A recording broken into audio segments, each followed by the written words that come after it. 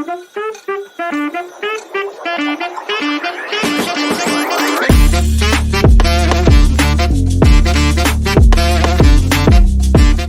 guys, this is Ayushi and welcome to the GullyCricket Showdown. The T20 World Cup is almost here. India and Sri Lanka, February to March 2026, 20 teams, zero margin for error.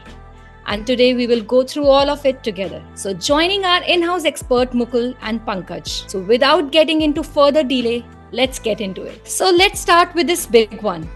Strip away your sentiments and strip away your bias. Who are your favorites to win this T20 World Cup and why? Pankaj, you go first. Okay, I mean, at home, is there any other choice that we have? I mean, bias aside, I would still say India because of how we have performed in the previous T20s, previous ICC tournaments as well, Champions Trophy, Asia Cup, last T20 World Cup. So that's 3 T20 tournaments in a row. I mean, it's really hard to bet against India in this one. All right. I agree. Yeah. I mean, I think this, even like if you look at foreign experts also, they are also predicting that if India has to lose the cup, it has to be a really, first of all, really terrible performance, and the other team has to have like really lucky, like how we were in 2020 World Cup ODI final. Yeah. I still don't want to remember that bad day, but yeah. So I mean, something like that has to happen out of the blue for India to lose. But yeah, I would assume that most likely, if you look at on paper and on performance, it will be India. Yeah, to add to that, actually, I am still scared of Australia. I just hope we meet them in semi-finals and not finals because of what happened in 23. Looked like the better team all the way through till the finals, and then whatever happened. So if there's one team that can be second favorites, although I do think there's a huge margin between first and second, it is Australia that could play spoilers again. Yeah. Okay, so every World Cup has that one team that no one wants to face. So who's your dark horse in this tournament? I mean, I'll start this one off as well. I would say Afghanistan because of how good they are at spinning pitches, and Sri Lanka being one of them. So I think they could find a lot of success there in their matches. So I would say Afghanistan is pretty good, and I can see them qualifying from the group as well if they can perform to their level. So it is, I mean, we are going to talk about Group D anyway later on, I'm sure.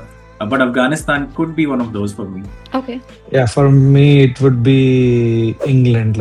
Not until recently, nobody was taking England seriously. So, but they just beat Sri Lanka 3-0 in T20. So, I mean, if you look at all the predictions people are giving, they are saying like India is obvious, and then New Zealand, South Africa, and maybe Pakistan or Australia to be one of them. So nobody is taking England seriously, but I think England just showed that they are still a very formidable side. They are part of the big three.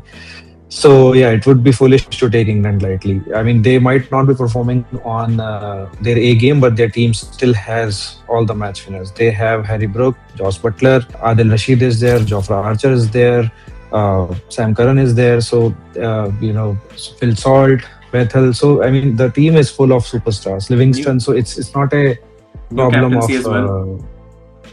so it's not a problem of the talent. So they do have the talent. So I mean, obviously it goes day by day, but I think nobody is counting England as a semi-finalist also, and I think they could really surprise everyone. Even I would say, I mean, we'll come to Pakistan, but even I think Pakistan is a good contender. You will be foolish to take them lightly this time. Especially after their performance against Australia recently.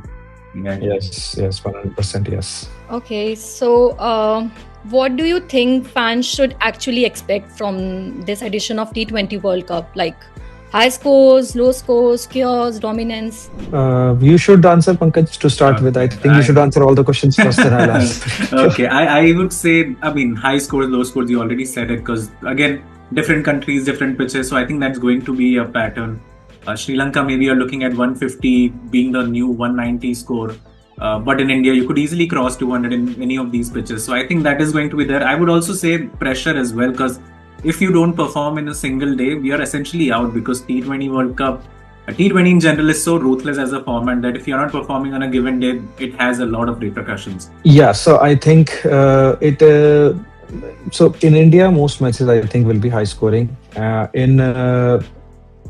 Sri Lanka, usually the matches are low scoring, but I think because these are ICC tournaments, the matches, I think the pitches won't be as slow as they make in bilaterals. So I Yeah. think it will still be much better, but I don't think it would be like what we are seeing in India, like specifically how much runs India is making, like 250, 230. I don't 272 think that will the be. other day.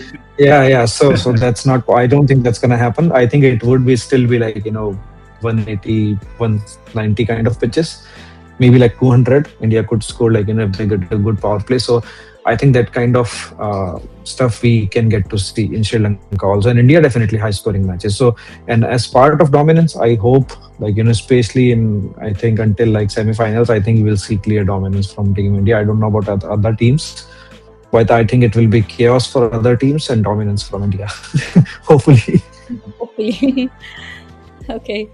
So now let's lock in some predictions. So top two teams from each group and why? Uh, I would say so. Okay, I'll talk about Group A first. I think India Pakistan is quite obvious. Even though last time we were in the same group as Pakistan, USA was there as well, and they played spoiler. So I do think USA could spoil someone's party, and I don't think it's going to be India. So, but a simple prediction would be India and Pakistan from Group A for me. Group B, I would say Australia and Sri Lanka, although Zimbabwe is still there and they could again play spoiler. But Australia being one of the favorites and Sri Lanka playing on their own backyard, I think it should favor them quite a lot. For Group C, I would say England and West Indies, quite plain and simple. I am happy for Italy to show up in one of the ICC tournaments for the first time, so that is quite good as well for the game. And Group D, for me, the group of death, I would say New Zealand and South Africa. But again, Afghanistan are my dark horses, so wouldn't be surprised if they, make the top two instead of any of these two teams as well. Okay. Yeah, exactly what Pankaj said. I think everybody knows what the Super 8 teams will be. The Yeah. only question is the Group D, where Afghanistan is in a group of death. So, but I think South Africa is a potential finalist, like last time with India. So I don't think they will be easily knocked out. New Zealand, always. I've been saying this in videos. They punch above their weight. Always they surprise everyone when people count them out. Although they lost 3-0, like 4-1 to India. But I think they could surprise. But yeah, having said that, Afghanistan is very dangerous in subcontinent conditions. So it will be interesting to see if they can make through, sneak through, or like maybe in a rain-affected match, maybe in some other conditions. So there are a lot of possibilities. But other than that, I will be very surprised if there are any other surprises. And I think based on conditions, the net run rate would be quite important in Group D as well. Really, it's going to matter how much they are winning by.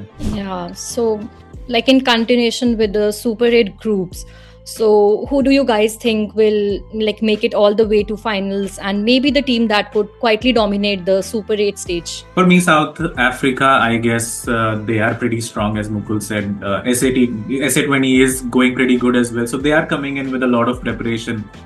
So that could be a team potentially reaching the finals and could win it as well. It wouldn't be surprising. Of course, it would be for us because we are backing India so heavily and they are the favorites. But they could come in as a huge surprise. So I think South Africa would be pretty, dominant as well in Super 8s. I would say Australia as well. Again, they have a lot of players coming back from injury, especially Tim David, who missed BBL, but he is going to be pretty good as well in the T20 format. So these two teams for me are going to be pretty good in Super 8, and that's just being, not boring and saying India, obviously.